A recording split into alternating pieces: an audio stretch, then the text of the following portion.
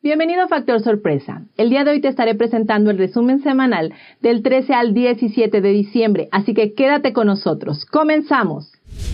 Comenzamos con una nota muy interesante. Se está cumpliendo el 20º aniversario de la adhesión del PSC a la Organización Mundial del Comercio, la OMC. Los políticos estadounidenses están reflexionando sobre la decisión tomada en ese entonces. El miércoles pasado, el senador Marco Rubio de Florida dijo que el acuerdo para otorgar a China el estatus de nación más favorecida hace 20 años había preparado el escenario para la trampa económica actual. En el 2000, el Congreso aprobó la Ley de las Relaciones entre Estados Unidos y China, que permitió al PSC convertirse en miembro permanente de la OMC y abrir sus mercados a escala mundial. Este fue un error crítico. Rubio dijo que antes de que el PSC se uniera a la OMC, Estados Unidos era el socio comercial más grande de 152 países. Y hoy, el PSC es el socio comercial más grande de 128 países, mientras que los Estados Unidos es el socio comercial más grande de tan solo 57 países.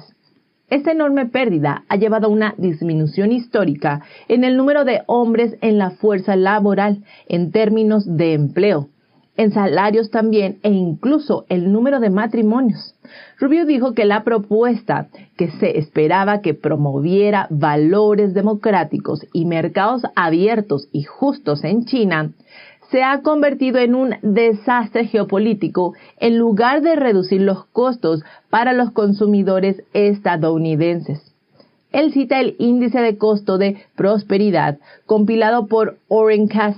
Relata que el padre de Rubio era cantinero en 1985. Para entonces, el índice mostraba que un hombre podía pagar lo básico para una familia durante un año en solo 30 semanas de trabajo. Sin embargo, hoy en día, el mismo índice muestra que se necesitarían 53 semanas de trabajo para hacer lo mismo. Rubio cree que algunos de los desafíos económicos más complejos que Estados Unidos ha experimentado en la última década son el resultado directo de la membresía del Partido Comunista Chino en la OMC. Según Robert Scott, economista del Instituto de Política Económica, comunidades enteras se han visto devastadas por la pérdida de puestos de trabajo y Estados Unidos depende en gran medida de la producción china. El déficit comercial de Estados Unidos se ha triplicado en 5 años y ha eliminado más de 90,000 fábricas, costándole a los trabajadores estadounidenses unos 5 millones de puestos de trabajo. Rubio dijo que hasta el momento el PSC no ha cumplido con ninguno de sus compromisos de adhesión a la OMC y que simplemente no quiere cumplir con las reglas de la OMC. El PSC subvenciona a sus empresas, ha prohibido a las empresas estadounidenses hacer negocios en muchas áreas importantes, pero sus empresas pueden hacer lo que quieran en los Estados Unidos. El PSC ha engañado a los Estados Unidos y al mundo entero. Rubio también criticó a las empresas estadounidenses que se han beneficiado pero que han olvidado la moral. Dijo que algunas grandes empresas, cuyas ganancias provienen en gran parte de China, subcontratan gran parte de su trabajo a talleres clandestinos de bajo costo en China. Luego, reimportan los productos a los Estados Unidos para obtener ganancias adicionales. Esto ha exacerbado la pérdida de empleos estadounidenses y el desequilibrio comercial. Rubio dijo que, contrariamente a las expectativas de que Estados Unidos se beneficiaría de defender la adhesión de China a la OMC, 20 años después, el régimen comunista es el más rico del mundo e incluso sus funcionarios corruptos son más ricos que algunos países del mundo. Pero los ciudadanos chinos todavía no están ganando más libertad en China.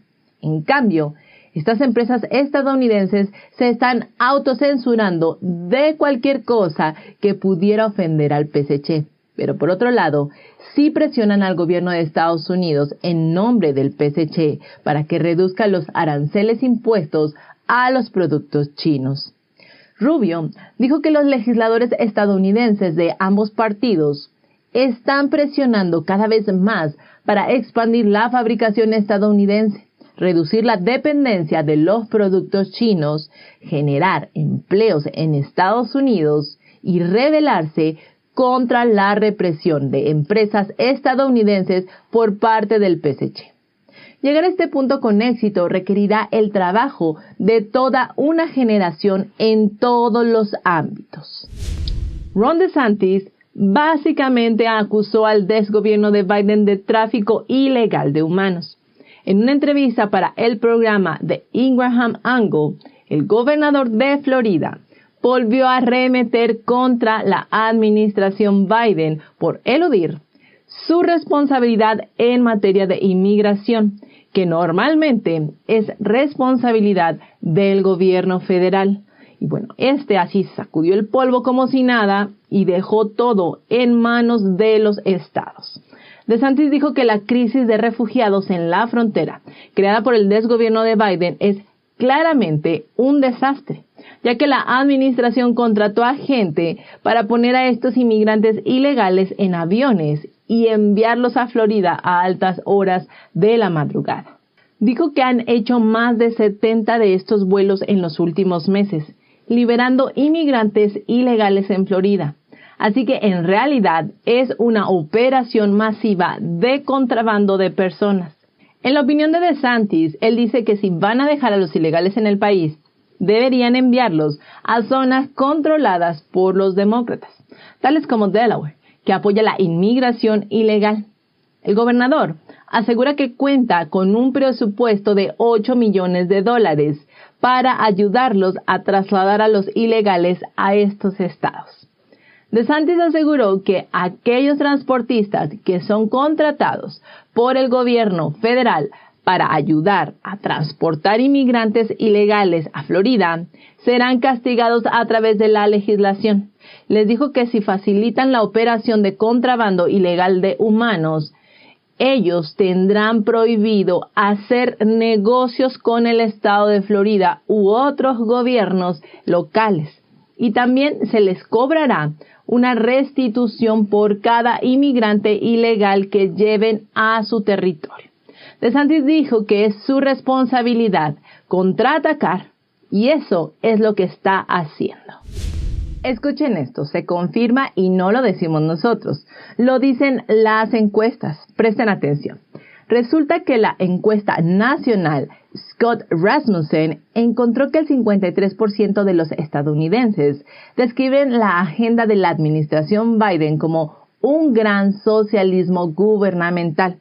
Como dijo la ex primer ministra británica Margaret Thatcher, el socialismo fracasa cuando se les acaba el dinero de los demás. Por su parte, el líder de la minoría de la Cámara de Representantes, Kevin McCarthy, dijo que el socialismo del gran gobierno de los demócratas es una crisis del sistema estadounidense. Si uno conecta los continuos fracasos del desgobierno de Biden con la idea básica de un socialismo del gran gobierno, se puede ver por qué simplemente no funciona.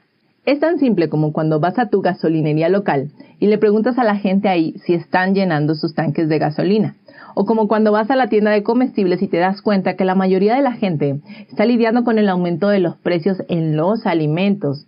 O qué decir cuando le preguntas a las pequeñas empresas cómo van las ventas. Mientras tanto, sus productos todavía están amarrados en los buques portacontenedores en Long Beach. Cuando ves a 80 personas irrumpir en una tienda departamental de Nordstrom en las afueras de San Francisco y robar lo que puedan llevarse en sus manos. Cuando el hombre que quemó el árbol de Navidad de Fox News en la ciudad de Nueva York, causando $600,000 en daños y aún así fue liberado de inmediato. Cuando ves todas estas cosas, por nombrar solo algunas, ya sabes la respuesta. La administración Biden está realmente comprometida, pero a imponer un gran gobierno a los estadounidenses. El socialismo del gran gobierno tiene como objetivo imponer un control físico sobre los estadounidenses a través de los mandatos de vacunación y mascarillas, a la vez que controla las mentes a través del adoctrinamiento radical en escuelas y empresas. Si eres estudiante ahora, no es suficiente obtener buenas calificaciones y conocimiento real. Debes aprender a navegar por la sociedad de izquierda. Ya no basta con ser trabajador. Hay que aprender y difundir las políticas de adoctrinamiento de la izquierda. No basta con ser un soldado eficaz y defender a tu país. Necesitarás estar bien versado en el woke, en el despertar del Departamento de Defensa. Históricamente, también hemos visto este tipo de fanatismo, como por ejemplo durante la Revolución Francesa, ¿no? En estos tiempos, con los esfuerzos del Partido Comunista Ruso, ellos estaban empecinados en crear nuevos soviéticos, o qué decir del malvado control del pensamiento del maoísmo y el PSC hoy en día. Una y otra vez, el sistema de creencias radical del comunismo ha tratado de obligar a la gente a adoptar una versión de la realidad impuesta por el gobierno. Recordemos la película de 1934, El Saltamontes y las hormigas, basada en la fábula de Esopo. Esta describe dos formas de vida diferentes. Las hormigas, por un lado, trabajan duro en los cálidos días de verano, almacenando comida y preparándose para la llegada del invierno. El saltamontes, por su parte, que es holgazán, disfruta de la vida y piensa que todo el trabajo duro es una tontería, es una pérdida de tiempo, y se burla de las hormigas y canta: el mundo nos debe una vida. El saltamontes les dice a las hormigas que no deben ensuciarse la ropa de los domingos como esas otras hormigas tontas que están haciendo ese trabajo. Las invita a bailar y a pasar un buen rato. Pero a medida que se acerca el invierno, el saltamontes, como era de esperarse, se enfrenta a la inanición. Las hormigas, en cambio, pasan el invierno en un lugar confortable, cálido y lleno de comida. El saltamontes se salva de hambre solo por la generosidad de las hormigas. Al final, canta una melodía totalmente diferente: le debo una vida al mundo. Básicamente, la vuelta al sentido común, a la tradición, es la forma más eficaz de gobernar un país. En las próximas historias veremos lo que le ha sucedido a Estados Unidos como resultado de las políticas socialistas radicales de Biden. Y en Nueva York, Bill de Blasio está próximo a dejar la alcaldía. El domingo, él afirmó que, a pesar del reciente aumento de asesinatos, que es de un 37% más en el 2020 que en el 2013, cuando él comenzó su mandato como alcalde, parece que sigue ignorando la realidad o viviendo en una realidad paralela, porque sigue diciendo que la ciudad es mucho más segura ahora de lo que era cuando comenzó su administración hace 8 años. ¿Es en serio? Según datos históricos del Departamento de Policía de la ciudad de Nueva York, hubo 318 asesinatos en el 2013, pero ese número se disparó a 437 el año pasado, y ha habido 443 asesinatos en lo que va del 2021, estableciendo otro récord.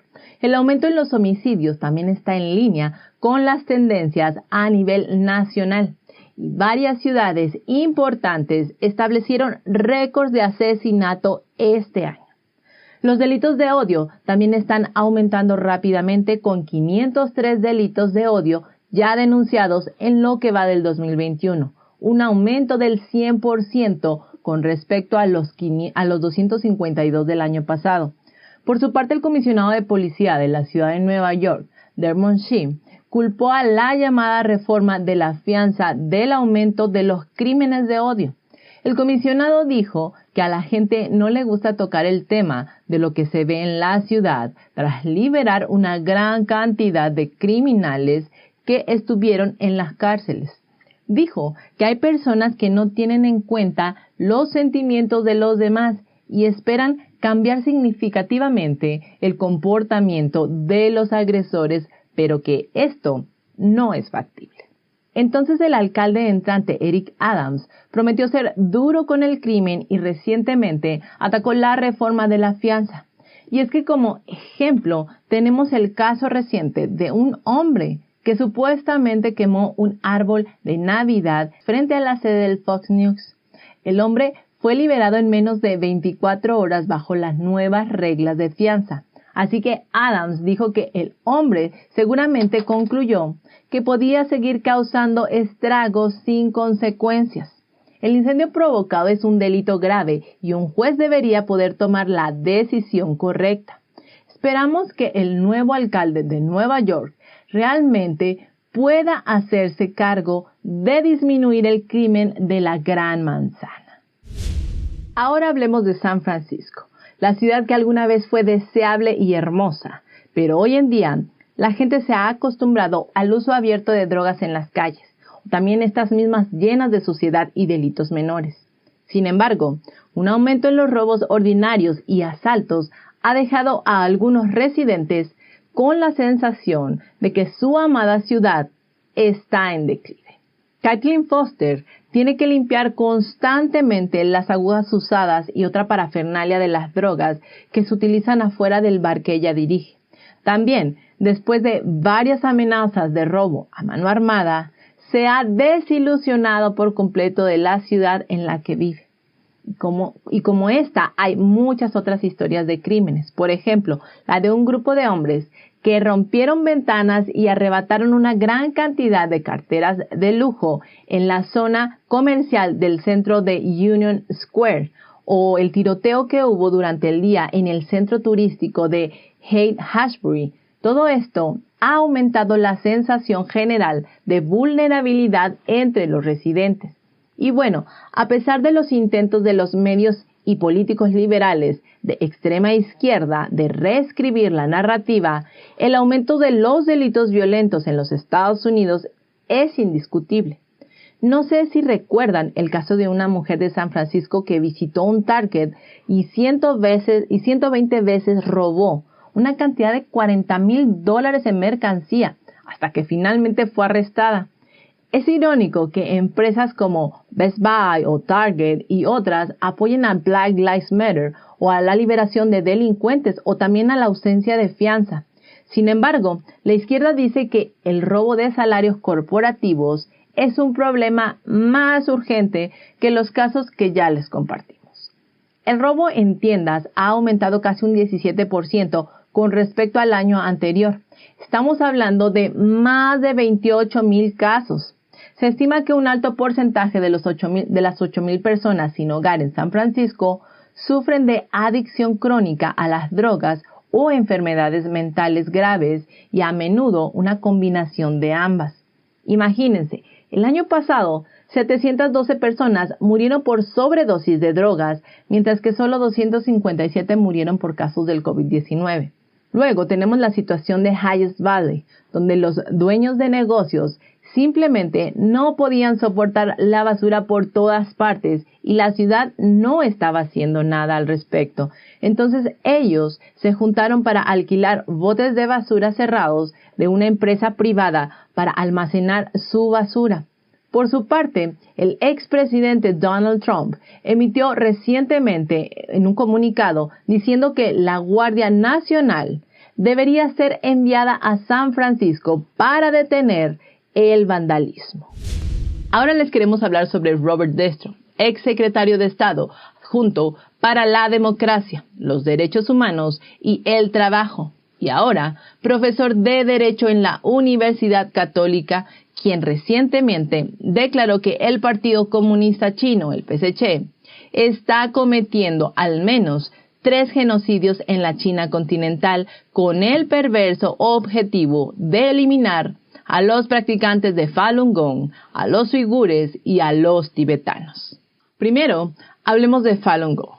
Aunque este grupo espiritual no es un grupo étnico, Destro afirma que el PSC ha apuntado a sus creencias con una política genocida de estigmatizarlos en cuanto a su reputación, hundirlos económicamente y eliminarlos físicamente.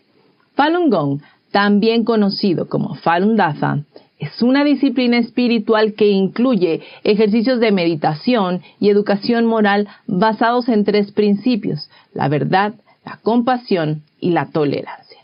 Los practicantes de esta disciplina han sido brutalmente perseguidos por el PSC desde 1999. Destro dijo que se cree que la meditación de Falun Gong es algo que acerca a la gente a la cultura tradicional china ortodoxa, pero en 1996 o 1997 el Ministerio de Seguridad del Estado del PSC se dio cuenta de que los practicantes de Falun Gong en China podrían superar en número a los miembros del partido, lo que motivó la persecución. A finales de los años 90, Falun Gong contaba con entre 70 y 100 millones de seguidores en China, según las estimaciones de la época. Él dijo que cree sin duda que Falun Gong se ajusta a la definición de un grupo religioso según la legislación estadounidense y que si los creyentes fueran perseguidos en Estados Unidos, como hoy en día están siendo perseguidos en China, todos tomarían una postura honesta ante esta situación. En el 2006 surgieron acusaciones de que el PSC estaba matando a practicantes de Falun Gong para vender sus órganos para trasplantes. Desde entonces, numerosas investigaciones han confirmado los hechos espantosos a detalle de tales atrocidades. Destro dice que la extracción de órganos es una forma de tráfico de personas y es un crimen organizado, pero si se hace para eliminar a un grupo de personas, se convierte en genocidio. El Tribunal Popular Independiente, presidido por Sir Geoffrey Nice, concluyó en el 2019 que el régimen comunista chino se dedicó durante años a la extracción masiva y forzada de órganos de presos de conciencia, la mayoría procedentes de practicantes de Falun Gong. Estos han sido encarcelados y torturados y después siendo víctimas del tráfico ilegal de órganos. Bueno, ahora pasamos a hablar de los uigures. Los uigures, según el profesor, dijo que la persecución de ellos en Xinjiang incluía sacarlos de las calles y ponerlos en campos de concentración, hacerlos trabajar como mano de obra esclava y luego extraer y vender sus órganos también. El 9 de diciembre, un tribunal popular independiente, denominado Tribunal Uigur, dictaminó que el régimen comunista chino había cometido un genocidio contra los uigures y otras minorías musulmanas de la región occidental de Xinjiang. El tribunal determinó que el PSC había aplicado una política deliberada, sistemática y concertada para reducir la población uigur de la región mediante una serie de actos represivos, tales como detenciones masivas, separación de familias, esterilización forzada y trabajos forzados. Según Destro, el destino de los uigures será similar al de los tibetanos, cuya cultura ha sido objeto de los esfuerzos del régimen comunista chino para ser eliminada. Destro afirma que esto también es parte de la definición de genocidio. Y bueno, por último, pero no por eso menos importante, están los tibetanos. Si recordamos, en 1950 el PSC tomó el control del Tíbet, hogar de un pueblo tibetano históricamente característico, con una tradición budista única, y desde entonces ha llevado a cabo una campaña para despojar a la región y a su gente de su patrimonio cultural y religioso único. Para erradicar la cultura tibetana, Destro dice que el Partido Comunista ha utilizado el control de la población, ha prohibido la enseñanza de la lengua tibetana a los niños y ha intentado controlar la formación de los monjes budistas, así como la sucesión y la reencarnación del Dalai Lama.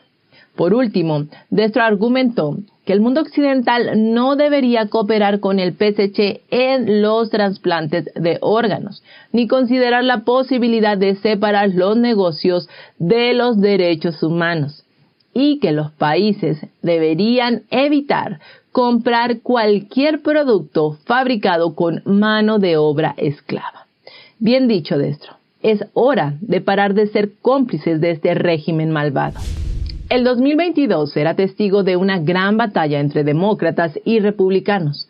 Ese año se celebrarán las elecciones de mitad de periodo para la Cámara de Representantes de Estados Unidos y definitivamente será una batalla difícil para ambos partidos. Normalmente, el primer ciclo de elecciones de mitad de periodo de un presidente suele ser más favorable para el partido que pierde terreno. Y bueno, con los índices de aprobación de la administración Biden no tan favorables, más la victoria del gobernador republicano electo Glenn Allen Youngkin en Virginia, esto augura unas elecciones de mitad de mandato más favorables para los republicanos para el año que viene. Por su parte, el ex candidato presidencial demócrata Beto O'Rourke se está postulando para la gobernación de Texas del próximo año. Esto después de una campaña presidencial en el 2020 y una costosa carrera al Senado en el 2018. Sin embargo, no se le ve un buen futuro, ya que se enfrentará a Greg Abbott, que es uno de los favoritos en Texas. Pero bueno, un escaño que sí estará reñido es el escaño abierto en la Cámara de Representantes de Estados Unidos en el 15º distrito del Congreso de Texas, una carrera realmente costosa. El escaño será el más competitivo del estado después de que los legisladores republicanos redibujaran los distritos del estado basándose en el último censo. Para este distrito se presentará la candidata republicana Mónica de la Cruz. Ella espera que los demócratas destinen importantes recursos monetarios al Distrito 15. Y es que Pelosi y Alejandro Ocasio-Cortez han invertido mucho dinero en la campaña de Vicente González este año, ya que el sur de Texas es donde se encuentra el 15º distrito del Congreso. Un distrito que está tomando fuerza. Y por supuesto que el Partido Republicano también se está preparando para gastar mucho dinero en el 15º distrito.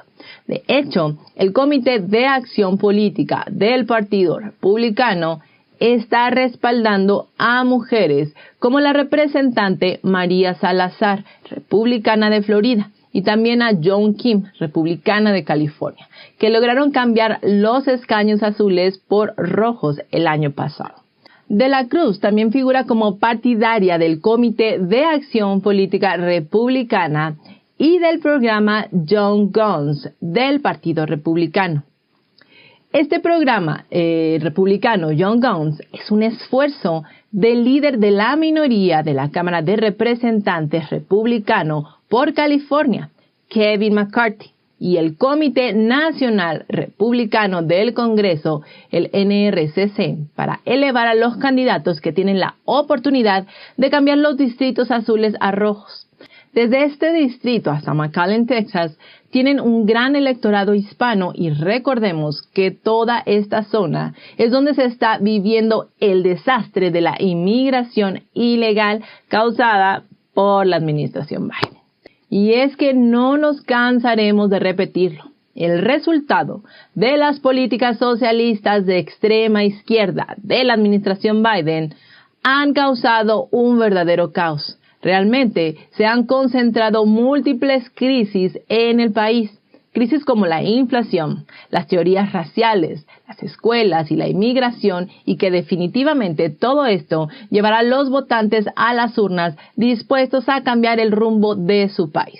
Los hispanos están tomando conciencia que sus valores de fe, de familia y de libertad están alineados con el Partido Republicano en lugar de con el Partido Demócrata, que se ha ido a la extrema izquierda. Y ya está destapada la cloaca. Atentos a esto. Justo después de que el presentador de la CNN, Chris Cuomo, fuera despedido de la televisora por ser de alguna manera cómplice de los abusos de su hermano, Andrew Cuomo, y también de ser responsable de acosar a una excompañera de otra televisora en la que él había trabajado anteriormente. Ahora, John Griffin, productor principal del programa matutino de la CNN New Day, fue detenido el viernes por el FBI después de que una acusación federal le señalara de coaccionar a algunos padres para que permitieran a sus hijas menores de edad mantener relaciones sexuales con él. Un documento no sellado proporciona detalles específicos de los delitos de obscenidad supuestamente cometidos por este hombre, productor principal de la CNN. En la acusación, describen cómo Griffin envió mensajes de texto obscenos a la madre de 2 niñas de 9 y 13 años, en los que les decía que una de las grandes mentiras de esta sociedad es que las mujeres no son tiernos ángeles inocentes y que de hecho son naturalmente las más sucias. ¿Qué tal el nivel de perversidad de este hombre? Bueno, según este pervertido, una mujer es una mujer, no importa la edad que tenga. Y le instó a la madre que debía asegurarse de que su hija de 13 años recibiera la formación adecuada. Este hombre le decía a los padres que las niñas deberían recibir formación sexual. No muy alejado de lo que está sucediendo hoy en día en las escuelas públicas, ¿cierto? Solo que de forma más sutil, al introducir a una edad muy prematura información sobre lo que llaman educación sexual. ¿No lo creen? Pues bueno, volviendo al tema de este hombre pervertido. Resulta que la oficina del fiscal de los Estados Unidos en Vermont dijo que la hija de esta madre fue instruida a participar en actividades sexuales ilegales con Griffin en la casa de este hombre en Boston.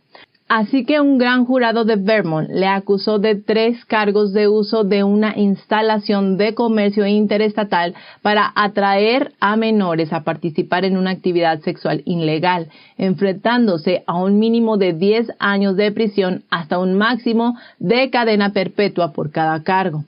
Según la Fiscalía de Vermont, el hombre de 44 años también intentó atraer a otras 2 niñas a la actividad sexual a través de Internet. Luego hay otra acusación en donde Griffin supuestamente propuso a la madre de una niña de 16 años para que acudieran al chalet de esquí de Griffin en Ludlow, esto en junio del 2020, diciéndole que sería un pequeño viaje de madre e hija en el que las niñas recibirían un entrenamiento sexual. El documento afirma que las pruebas contra él son sólidas. Según la acusación, el gobierno federal tiene la intención de solicitar el decomiso de la casa de Griffin, su Tesla, un Mercedes-Benz y otros bienes como computadoras y cámaras utilizados para cometer los presuntos crímenes. ¿Será que por todo esto la CNN todo el tiempo se ha negado a cubrir la pederastía y el tráfico sexual? Se confirma cada vez que la CNN es un pozo negro donde proliferan los pederastas y depredadores sexuales y que se desviven por encubrir a los pederastas de la élite. Nuevamente, Joe Manchin nos da esperanzas de creer que hay demócratas que sí les importa su país. Les cuento por qué. Resulta que el demócrata de Virginia Occidental dijo el martes que se opondrá al nominado del presidente Biden para dirigir la Administración de Alimentos y Medicamentos, la FDA, ya que cuando este personaje estuvo a cargo del anterior mandato, el ahora nominado no logró abordar una de las mayores epidemias de la nación, que fue el abuso de opioides. Y bueno, ¿de quién estamos hablando? Nada más ni nada menos que de Robert Califf, quien ya fue director de la FDA en el último año de la administración Obama y ahora está siendo nominado por el señor Biden para volver a dirigir la agencia. Está previsto que el Comité de Salud, Educación, Trabajo y Pensiones del Senado, el HELP, inicie el martes las audiencias sobre el nombramiento de Califf. Según los Centros para el Control y la Prevención de Enfermedades, los CDC, ellos informaron de casi 98,000 muertes en los 12 meses previos a abril del 2021. De hecho, este aumento ha estado ligado en su mayoría al abuso de opioides. De hecho, el estado natal de Manchin, Virginia Occidental, ha visto un aumento de más del 62% en las muertes desde abril del 2020 y también es uno de los estados con la peor situación de sobredosis. Manchin impugnó el nombramiento diciendo que más de 500,000 de estadounidenses han muerto a causa de los opioides, desde que la FDA aprobó por primera vez el OxyContin en 1995. Las sobredosis relacionadas con los medicamentos aumentaron durante el anterior mandato del Dr. Khalif como director de la FDA y luego 5 años después volvieron a aumentar hasta alcanzar cifras récord. Él planea mantener a la doctora Janet Woodcock, que ha dirigido la FDA y que ha supervisado directamente la aprobación en el mercado de numerosos fármacos altamente adictivos y ha desempeñado un papel clave en el control de estas drogas tóxicas. Manchin lanzó la pregunta de por qué elegirían a alguien que ha demostrado ser incapaz de frenar rápidamente la epidemia de opioides y de que cuántos estadounidenses más tienen que morir antes de que se vea un verdadero cambio en la FDA. Él añadió que se necesita un líder que pueda revisar la FDA para mejorar el rendimiento de la salud pública y que está más que claro que el Dr. Robert Khalif no es ese candidato. Y bueno, si ustedes no saben, el fentanilo es un opioide sintético con un potente efecto analgésico que es de 80 a 100 veces más potente que la morfina. Debido a su potencia y a su bajo coste de producción, ha provocado la muerte de muchos consumidores de drogas por ingestión accidental de grandes cantidades de fentanilo. Esta sustancia es muy letal. Basta con unos pocos gramos de ella para matar a alguien. Sabemos que la mayor parte del fentanilo disponible en la actualidad en Estados Unidos proviene de China.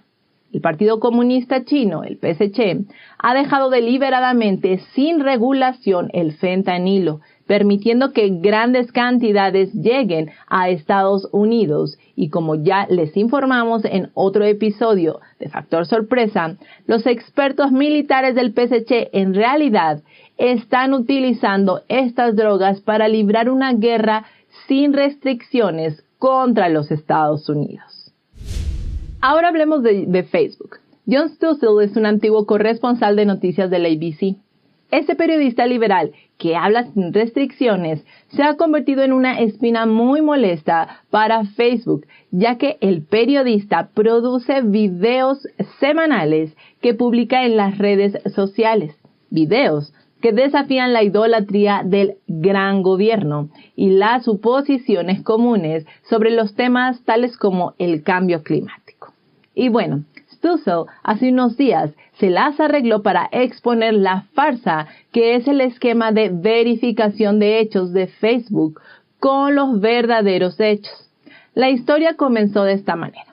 Cuando Stossel publicó un video en Facebook titulado Government Fueled Fires, que se traduciría algo así como los fuegos alimentados por el gobierno. Bueno, en el video, Stossel dice que aunque el cambio climático contribuye sin duda a los incendios forestales, no es la causa principal de los incendios de California del 2020 y que la mala gestión gubernamental de los bosques es la causa principal de los incendios forestales. Y bueno, como buen investigador, Stossel presentó varios datos para apoyar su afirmación. Tras la publicación del video, Facebook lo calificó de engañoso e incluyó una etiqueta explicativa con el video que decía falta de contexto, a la par de otra frase que decía verificadores de hechos independientes dicen que esta información podría confundir a la gente.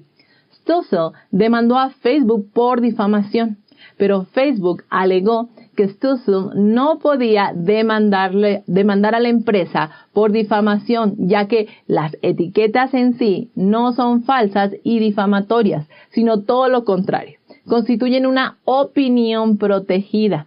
En otras palabras, según admite Facebook en su declaración, su supuesta comprobación de los hechos independientes no era una comprobación de hechos en absoluto, sino una opinión protegida. Así que en esencia, Facebook dice que su comprobación de hechos no es objetiva, sino subjetiva.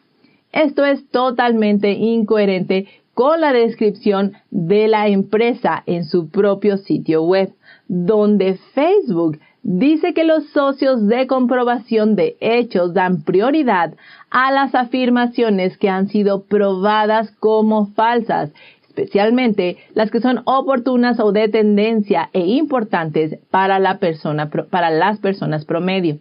Sin embargo, el argumento de Stussel de que la mala gestión del gobierno es la principal causa de los incendios forestales de California en el 2020 no infringe los propios protocolos de Facebook. No se trata de una afirmación falsa que fue demostrada. Así que Facebook ha violado su propio protocolo de comprobación de hechos. Y la realidad es que Facebook no ha aplicado una norma uniforme de su comprobación de hechos a otros asuntos tales como la investigación del falso Russiagate, que dio un pase libre a los que de verdad estaban siendo culpables de publicar información falsa. Esto en una clara violación de las directrices de comprobación de hechos de Facebook. Bueno, pero Facebook no parece tener intenciones en hacer una investigación al respecto. La verdad que no es de extrañar la manera de operar de esta red social. Parte del mismo hoyo podrido que cada día se sumerge más en su misma suciedad. Y para finalizar, tenemos otra buena noticia. Resulta que un juez federal del estado norteamericano de Georgia suspendió la semana pasada la medida de vacunación contra el virus del COVID-19 impuesta por nada más ni nada menos que, obviamente, el desgobierno de Biden a los contratistas federales, asestando el último golpe legal a la agenda de la administración Biden. Además de la medida de vacunación obligatoria, la administración Biden ha recibido una serie de advertencias por parte de los tribunales estadounidenses sobre el uso del poder ejecutivo por parte de la Casa Blanca. Enseguida les voy a presentar las 7 derrotas legales que ha sufrido el desgobierno de Biden hasta este momento, para que recordemos que sí ha habido victorias y que aunque a veces el panorama parece gris, la justicia aún tiene su lugar en este mundo. Bueno, vayamos a verlo. Comencemos con el mandato de vacunación de las empresas privadas. En noviembre del 2021, un juez de la Corte de Apelaciones del Quinto Circuito de Estados Unidos bloqueó la posibilidad de que el señor Biden impusiera la vacunación obligatoria a las empresas con más de 100 empleados, alegando graves problemas legales y constitucionales.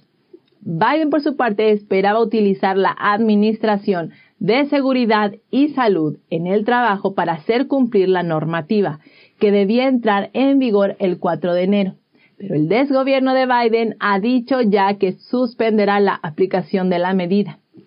Luego, tenemos el mandato de vacunación para contratistas federales.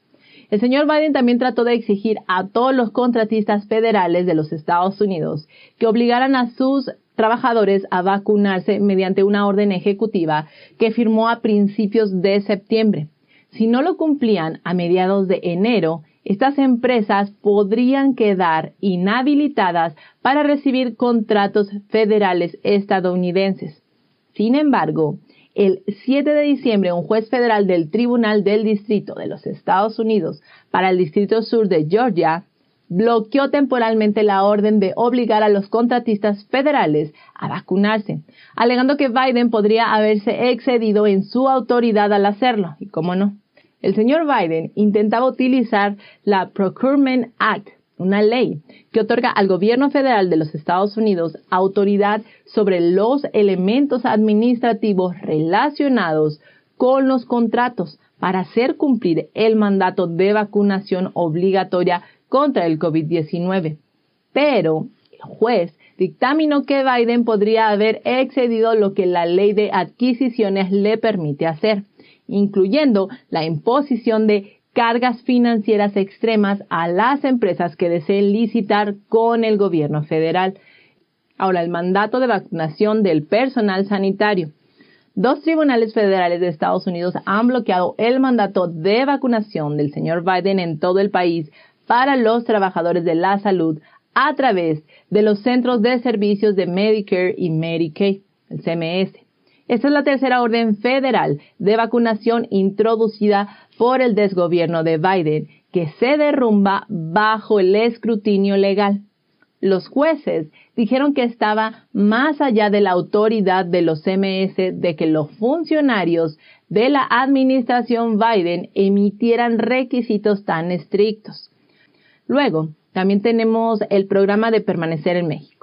Como todos recordamos, en sus primeros días a cargo, el señor Biden puso fin a una serie de políticas de inmigración promulgadas durante el gobierno de Trump, cumpliendo una promesa de campaña de eliminar la agenda de seguridad fronteriza de su predecesor. Una de esas políticas era el Acuerdo de Protección de Inmigración, conocido como Permanecer en México, que obligaba a los solicitantes de asilo a esperar en el lado mexicano de la frontera sur de Estados Unidos a que se decidiera sobre sus peticiones. Entonces, un juez federal de Texas dictaminó en agosto que el desgobierno de Biden no tenía autoridad para revocar la política, y la Corte Suprema permitió que la decisión entrara en vigor en menos de 2 semanas después de la decisión. En su orden, la Corte Suprema de Estados Unidos citó un caso anterior en el que los esfuerzos de la administración Trump para poner fin al programa de acción diferida para los llegados en la infancia, el DACA, de la era de Obama, fueron rechazados por la Corte. Así que la Corte Suprema sugirió que Biden tampoco podía abandonar la política de inmigración emblemática de la administración anterior sin una razón suficientemente convincente. Desde entonces, el desgobierno de Biden ha retomado la política. Ahora, después tenemos la moratoria de desalojos. Los Centros para el Control y la Prevención de Enfermedades el año pasado emitió una orden que prohibía a los propietarios desalojar a los inquilinos que cumplían con ciertos criterios, tales como ciertos niveles de ingresos económicos. El desgobierno de Biden intentó extender la moratoria de desalojo este verano, utilizando la misma base de una emergencia de salud pública para renovar la regla de los CDC. Esto aún y cuando las vacunas redujeron drásticamente los riesgos más significativos del coronavirus para la mayoría de las personas. Así que en agosto, la Corte Suprema impidió que la administración Biden extendiera más la moratoria de desalojo y decidió, con una mayoría de 6-3, que los CDC no tenían el poder para implementar una política de tan largo alcance. Luego tenemos normas sobre cruceros. Mientras las líneas de cruceros se preparaban para zarpar de nuevo, la administración Biden ha intentado imponer una serie de normas estrictas sobre lo que deben hacer los cruceros para volver a abrir al público. Entre ellas se incluyen estrictos requisitos de pruebas para las tripulaciones y la obligación de realizar pruebas de mar antes de reabrir realmente. Pero a raíz de un recurso judicial presentado por el estado de Florida, donde hacen escala decenas de cruceros, el Tribunal de Apelaciones del 11º Circuito de los Estados Unidos dictaminó en julio que los CDC podrían haberse excedido en su autoridad al imponer tales restricciones a las empresas privadas de cruceros, y apoyó el argumento de Florida de que la normativa imponía una grave carga económica al sector de los cruceros. Y bueno, por último, tenemos los derechos de perforación petrolífera. En la primera semana que el señor Biden tomó el control del país, suspendió el arrendamiento de petróleo y gas en tierras federales de Estados Unidos para restringir la perforación. Una demanda de larga data de los ambientalistas. Pero bueno, en junio del 2021, un tribunal federal de los Estados Unidos comunicó al desgobierno de Biden que no podía suspender el arrendamiento. El Tribunal del Distrito de los Estados Unidos para el Distrito Occidental de Luisiana dictaminó que el Congreso de Estados Unidos y no el Poder Ejecutivo es el que tiene la potestad de decidir en consecuencia sobre qué actividades están permitidas en las tierras federales. El exgobierno de Biden ha apelado la sentencia. Sin embargo, este señor y sus secuaces han tardado mucho en permitir el acceso a los arrendamientos después de que se emitió la orden judicial. Así que en agosto, el tribunal estadounidense amenazó con declarar al Departamento de Interior del desgobierno del señor Biden en desacato por ignorar la orden de reanudar el arrendamiento de petróleo y gas. ¿Ven? Ahí vamos avanzando con la justicia. Sí estamos teniendo victorias y confiemos en que seguirán viniendo más de ellas.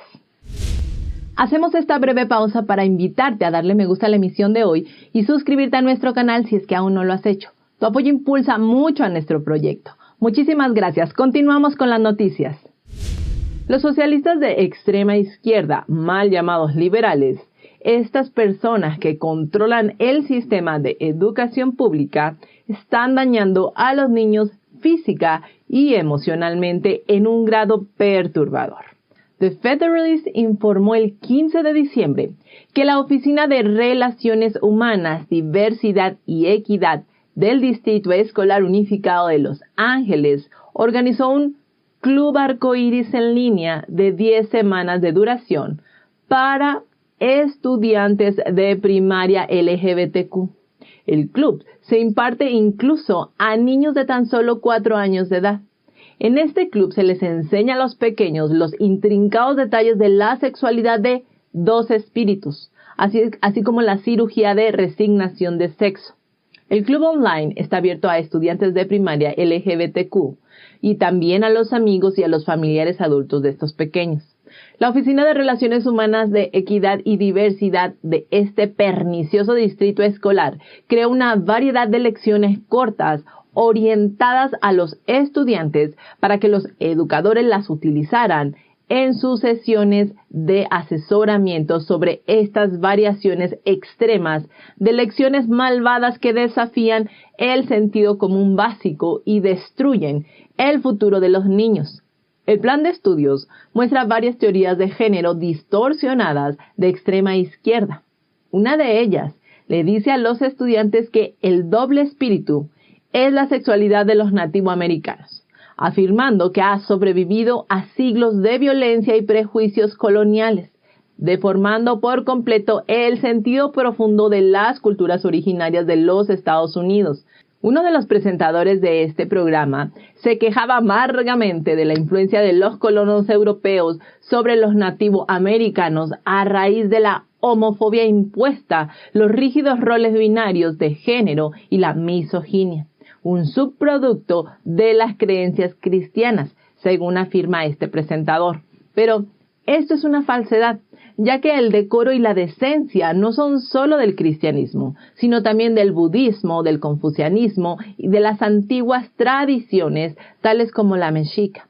Así que el pervertido curso titulado Etiqueta LGBT enseña a los pequeños alumnos de 4 años en adelante a practicar su presentación con sus pronombres personales preferidos.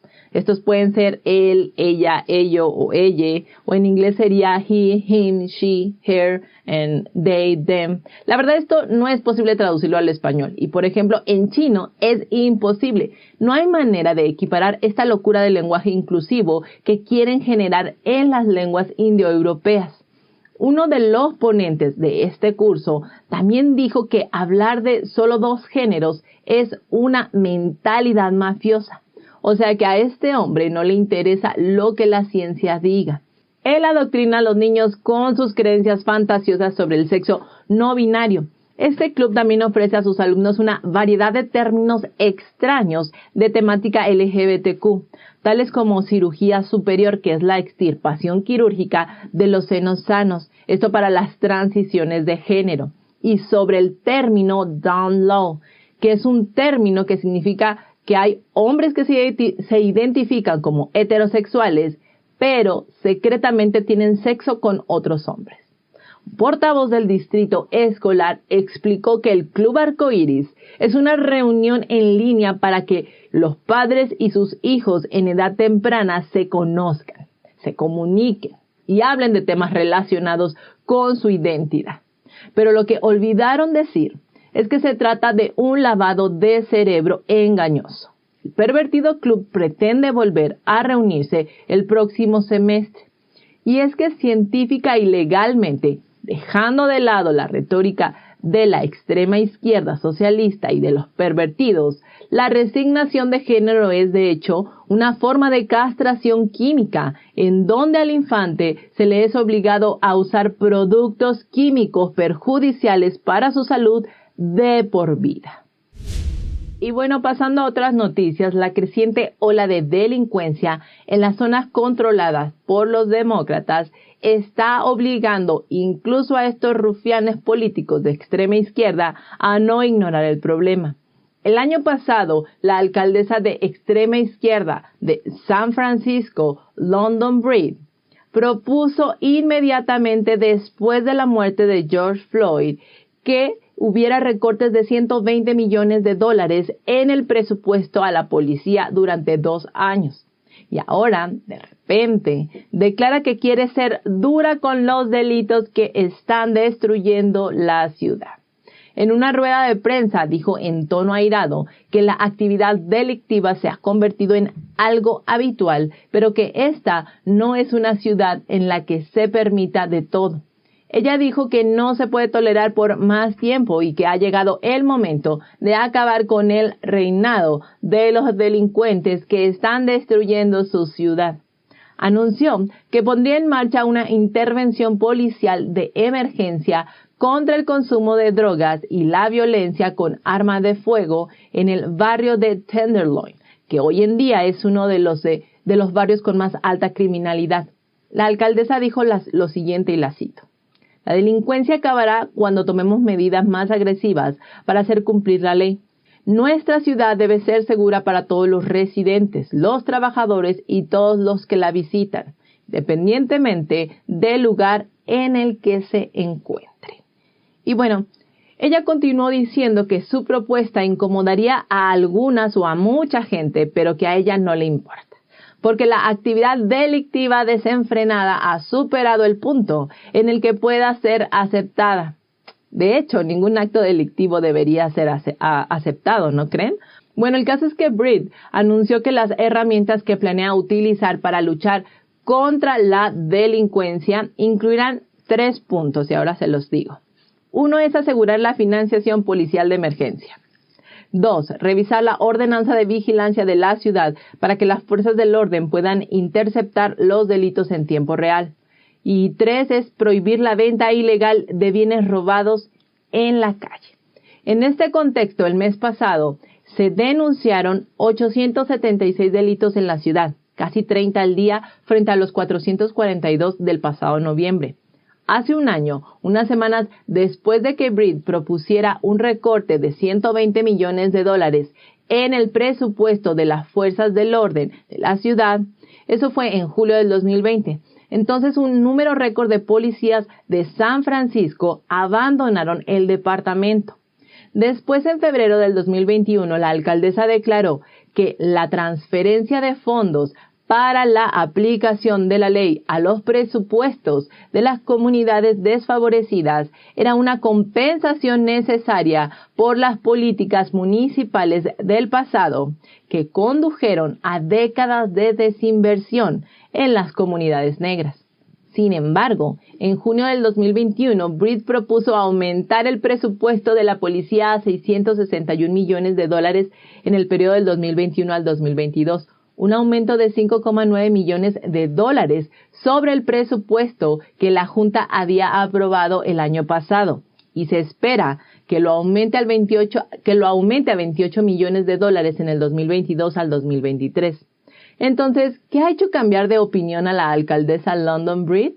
¿Habrán sido los videos virales de saqueos descarados y organizados los que la hicieron cambiar de opinión? O quizá fue el informe de que algunos residentes recurrieron a la contratación de seguridad privada para protegerse de los ladrones fuera de control.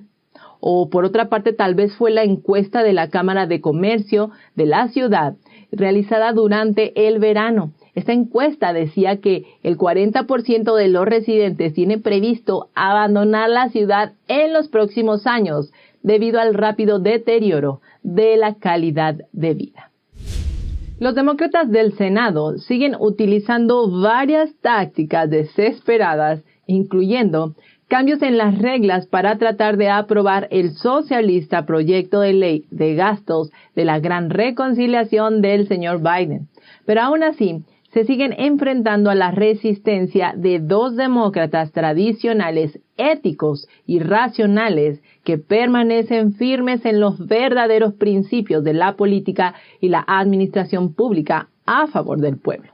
Ya sabemos que el senador Joe Manchin es un oponente firme a cualquier cambio que los socialistas de su partido quieran hacer para aprobar sus perversidades con mayorías simples no contempladas en la ley de procedimientos legislativos para intentar aprobar los proyectos de ley de gastos, tales como el llamado de reconciliación de Biden. Es por esto que todos los legisladores embusteros la semana pasada elevaron el techo de la deuda con el apoyo de los republicanos rinos. Es debido a esto que la senadora Sinema ha levantado la voz en contra de estas artimañas de legisladores que fácilmente cambian de bando para sostener sus intereses perversos, bloqueando o dejando pasar iniciativas de ley según su antojo, para seguir oprimiendo al pueblo que aparentemente representan. La senadora Sinema anunció que seguirá apoyando la ley que exige 60 votos en el Senado para aprobar cualquier proyecto. Esto con la finalidad de proteger al país de los repetidos cambios radicales en la política federal que todos los estadounidenses han sufrido. La senadora Sinema pretende derogar el filibusterismo, es decir, esa actitud clientelar de los políticos de vender su voto al mejor postor, sin importarles la palabra, el honor ni representatividad de la gente que votó por ellos a ese cargo. Esos ladrones de cuello blanco es a quienes la senadora Sinema quiere erradicar. Ella comenta que estas prácticas consolidan la incertidumbre y profundizan las divisiones y erosionan aún más la confianza de los estadounidenses en el gobierno.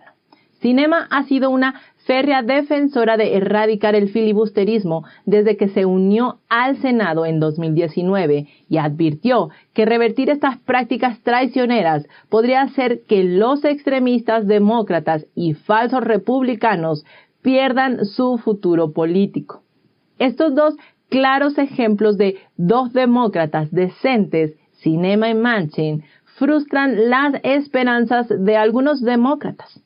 Es por esto que el grupo perverso de legisladores ya no quieren convencer a los representantes y senadores rectos en acabar con el filibusterismo, sino que ahora los están intentando invitar a cambiar reglas que permitan el gerrymandering, es decir, avalar técnicas destinadas a quebrar la imparcialidad del sistema electoral o permitir leyes a modo sin necesidad del requisito de los 60 votos de la Ley de Derecho al Voto del Senado.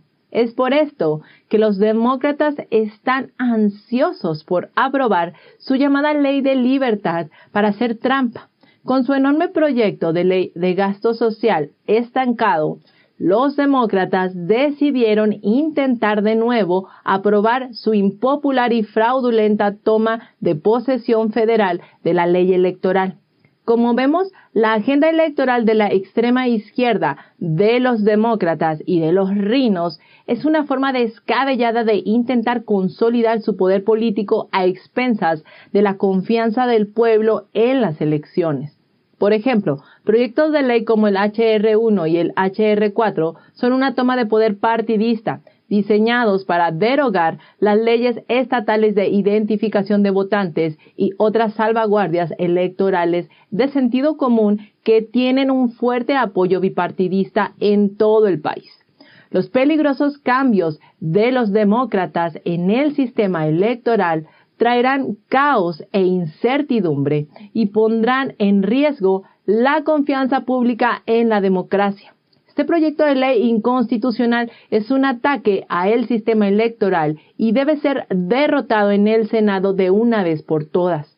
En cualquier caso, los demócratas tendrían que utilizar múltiples artimañas para cambiar las reglas del Senado por mayoría simple de votos, algo de lo que Manchin y Sinema suelen oponerse todo el tiempo. En otras noticias, el representante demócrata Adam Schiff siempre ha sido conocido por su falsedad. Como presidente del Comité de Inteligencia de la Cámara de Representantes, no dijo nada sobre el congresista demócrata de California, Eric Swalwell, que se acostó con la espía del PSC Fang Fang. Pero eso sí, tiene un largo historial de inventar narrativas descabelladas y falsificar pruebas para satisfacer sus teorías conspirativas. En esta primera audiencia de investigación del impeachment del presidente Donald Trump, Schiff mintió sobre el contenido de una llamada telefónica entre Trump y el presidente ucraniano. El demócrata californiano también fue pillado impulsando correos electrónicos falsos de Donald Trump Jr. durante la farsa del Russiagate. Y a pesar de su total falta de credibilidad, este hombre nunca ha sufrido ninguna consecuencia bajo el patrocinio de la señora Pelosi. ¿Qué hace una mala persona cuando sigue haciendo cosas malas y se sale con la suya? Pues bueno, seguirá haciendo cosas malas. Así que en la audiencia del comité de ayer, del 6 de enero, Schiff volvió a manipular un pasaje entre Mark Meadows y Jim Jordan para promover una narrativa falsa. Pero ese es un nivel bajo de falsificación en relación con el cargo del presidente del Comité de Inteligencia de la Cámara de Representantes. ¿No es así? Pero por alguna razón se está divirtiendo con ello. Durante la audiencia del 13 de diciembre por la noche, Adam Schiff afirmó tener pruebas de que un miembro del Congreso envió un mensaje de texto al ex jefe de personal de la Casa Blanca, Mark Meadows, para instruir al ex vicepresidente Mike Pence para anular los resultados de las elecciones presidenciales del 2020. Schiff no solo tergiversó el contenido y la fuente de los mensajes de texto, sino que incluso manipuló los mensajes de texto originales y los mensajes e imágenes que se mostraron en la pantalla mientras él hablaba. Los mensajes de texto fueron obtenidos y revisados en su totalidad por The Federalist. De hecho, el texto completo del mensaje enviado a Meadows por el representante de Ohio, Jim Jordan, en la noche del 5 de enero, era mucho más largo que lo que Schiff leyó y mostró en la pantalla. Pero Schiff borró partes significativas del mensaje de texto y lo alteró sustancialmente, tratando de hacer parecer que el propio Jordan estaba simplemente instruyendo a Meadows sobre cómo manejar la certificación de los votos electorales. La insensatez de Adam Schiff radica en el hecho de que en su prisa por manipular el texto para hacer avanzar su falsa narrativa, ignora el hecho de que el mensaje del texto no procedía realmente de Jordan, sino que fue reenviado por un hombre llamado Joseph Smith. Esté o no de acuerdo con los argumentos legales sobre la certificación de las elecciones, Jordan estaba pasando información para obtener una reacción de Meadows. De hecho, no están orquestando un plan para anular la elección. Y bueno, Adam Schiff ha estado utilizando la herramienta pública para su uso personal, utilizando los poderes de investigación del Congreso como un arma para castigar a sus oponentes políticos. Y bueno, parece que cualquier cosa que haga este hombre estará bien, porque es un hombre que es aprobado por todas las partes del Partido Demócrata. Pero, ¿no habrán entendido la lección del gobernador Cuomo? Y como era de esperarse, los demócratas del Congreso se están apresurando para aprobar su ley de derecho al voto. Ellos están buscando derogar las leyes estatales de identificación de votantes y otros candados legales electorales de sentido común que cuentan con un fuerte apoyo bipartidista en todo el país, porque dan certeza y seguridad a las listas nominales de votantes.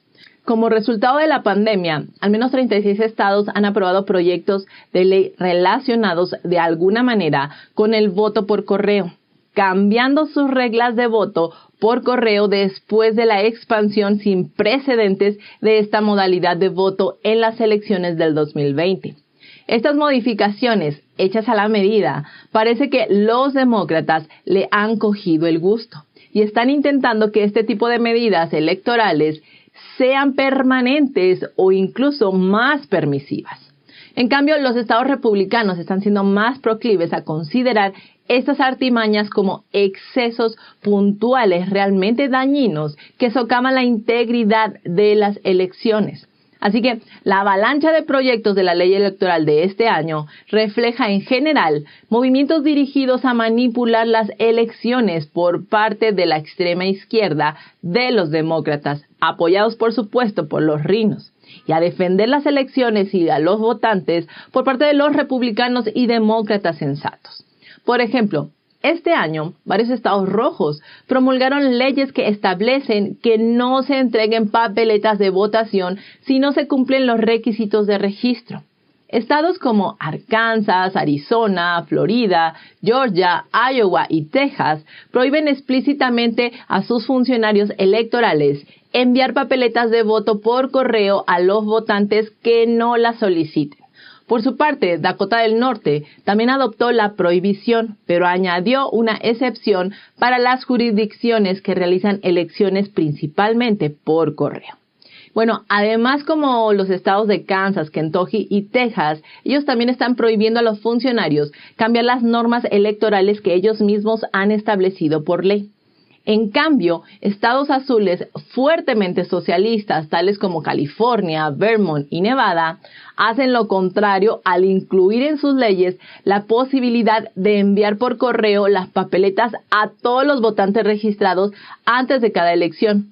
Sabemos que en general los sistemas de voto por correo han hecho el proceso más cómodo, pero los conservadores lo han criticado porque este modelo abre completamente la puerta al fraude, ya que las listas de votantes son notoriamente inexactas y a menudo incluyen a indocumentados, a personas que se han mudado fuera del estado o que han muerto. Además de que algunos legisladores patriotas han advertido que las papeletas enviadas a direcciones equivocadas corren el riesgo de ser usadas por los tramposos. Y bueno, aunque se supone que esta medida de seguridad para evitar las trampas es que la firma en la boleta deba coincidir con la firma registrada por los funcionarios, hemos visto casos de algunos estados donde han cambiado este año sus normas de cotejo de firmas. En este sentido, para avalar el fraude en un proyecto de ley aprobado en septiembre, los legisladores californianos dificultaron la descalificación de las papeletas por falta de coincidencia de firmas. Se inventaron la ocurrencia de que los funcionarios electorales tendrán que trabajar con otros 2 funcionarios electorales para determinar la falta de coincidencia de las firmas antes de apartar la papeleta e intentar ponerse en contacto con el votante para darle la oportunidad de corregir el problema. Anteriormente, la ley exigía que las papeletas se apartaran inmediatamente después de que un funcionario electoral descubriera un error en la firma. En cambio, en el ejemplar estado de Florida, los partidos políticos y los candidatos pueden ahora obtener los certificados de las papeletas y las firmas de referencia antes de votar, lo que les facilita la impugnación de la papeleta. Florida también exige ahora que los votantes faciliten el número de su carnet de conducir de Florida, otro número de identificación o los 4 últimos dígitos de su número de seguridad social al solicitar cualquier papeleta por correo. Luego, tenemos que en Texas ahora se permite explícitamente que los observadores revisen el proceso de verificación de firmas. Anteriormente, la ley autorizaba a los supervisores para asistir a las reuniones del comité de votación anticipada, pero no les permitían explícitamente asistir a las reuniones de verificación de firmas. Pero escuchen esto, incluso Tennessee aprobó una ley que exige que las papeletas de voto en ausencia tengan una marca de agua. Los funcionarios deben comprobar la marca de agua y rechazar las papeletas que no la tengan. En cuanto a la identificación de los votantes, este año Georgia introdujo algunas de las medidas más estrictas para el voto por correo. Al solicitar un voto por correo, los georgianos deben proporcionar un número de identificación emitido por el Estado. Si no tienen uno, pueden incluir una copia diferente de su identificación. Y por último, pero no por eso menos importante, algunos estados como Florida, Georgia, Kansas y Dakota del Norte también prohíben a los funcionarios electorales aceptar fondos privados para las elecciones. Estas normas son una aparente respuesta a la inversión de $400 millones que el jefe de Facebook, Mark Zuckerberg, realizó el año pasado en las oficinas electorales locales de su conveniencia. Ahora pasemos a otras noticias. Algunos de los grandes minoristas que solventan grupos marxistas de extrema izquierda en Estados Unidos, ellos pedían desfinanciar a la policía. Ahora están llorando por las consecuencias de la delincuencia y están pidiendo el apoyo a sus partidarios en el Congreso, pero curiosamente estos los están ignorando, dejándolos sufrir las consecuencias del vandalismo, solos y a su suerte. Los llamados woke o despiertos han lavado el cerebro a muchos minoristas para que extiendan grandes cheques a sus organizaciones. Target, Nordstrom, Levi's Strauss, Ulta Beauty y Home Depot, entre otras marcas, casi 24 ejecutivos de grandes minoristas han firmado una carta dirigida al Congreso en la que le piden ayuda legislativa ante el aumento de los delitos de robo y el incremento de los casos de asalto. Pero son ellos mismos quienes han defendido y solapado la eliminación de la financiación de la policía. Gracias a su complicidad, ahora están recibiendo consecuencias muy costosas, ya que durante todo este 2021 hemos visto cómo las turbas han asaltado varios locales en California, dejando a su paso cientos de miles de dólares en daños y mercancía robada que grupos cuasimarxistas de izquierda han organizado. Estos grupos extremistas socialistas que abogan por la desfinanciación o la reforma de la policía en Estados Unidos incluyen en particular a Black Lives Matter, a la Liga Nacional Urbana, NUL, la Iniciativa por la Justicia Igualitaria, EJI, y la Unión Americana de Libertades Civiles, ACLU. Bueno, pues parece que ahora están recibiendo una cucharada de su propio chocolate, ya que en cierta medida ellos han sido cómplices de financiar a estos maleantes para que puedan andar sueltos en las calles.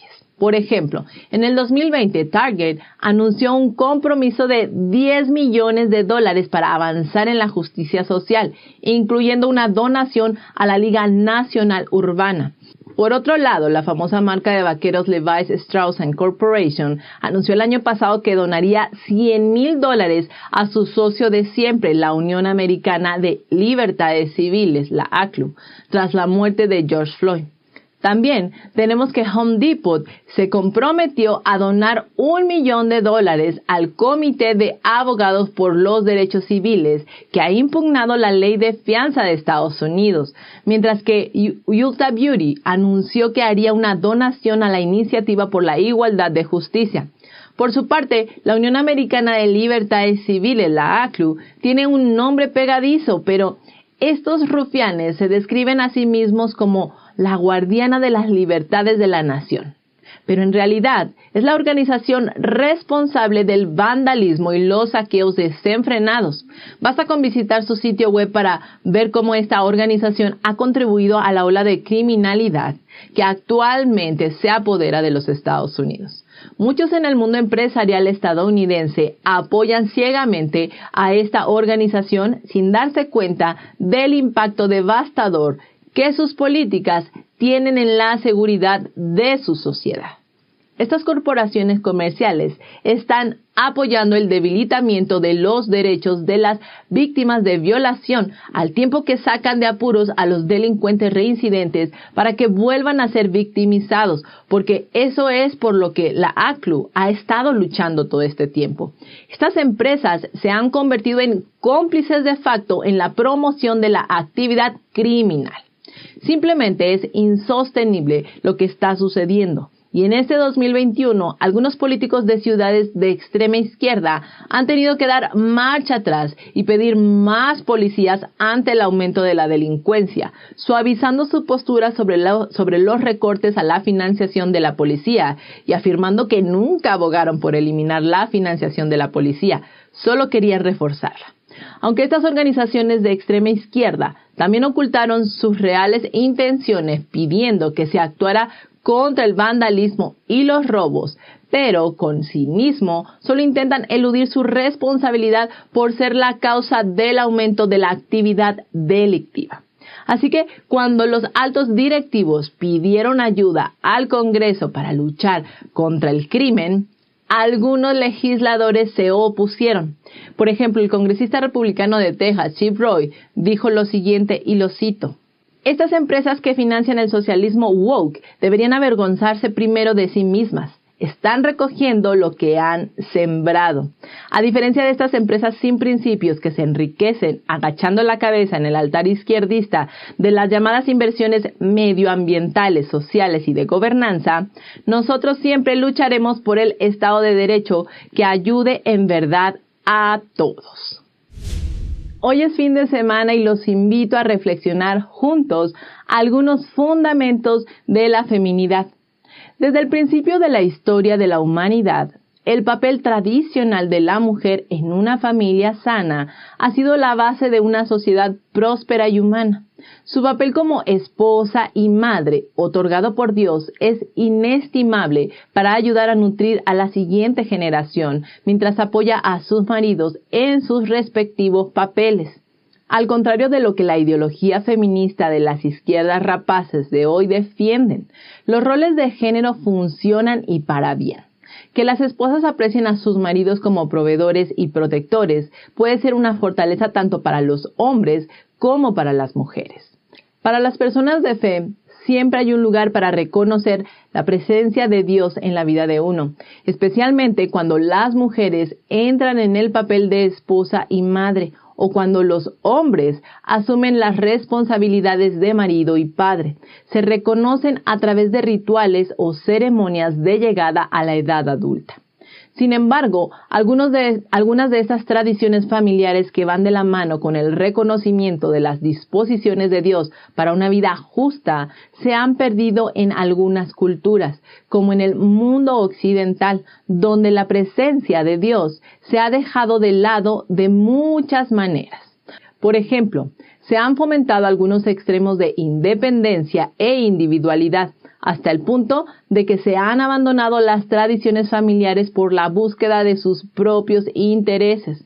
El comunismo cultural ha sido empujado frente a muchas personas que no saben que están siendo adoctrinadas a través de una agenda política socialista que ha resultado en la destrucción de la estructura familiar, generando abiertamente divorcios, familias monoparentales, aborto, entre otras cosas. Restar importancia a lo divino, así como a la familia, ha sido el objetivo de las doctrinas feministas de izquierda.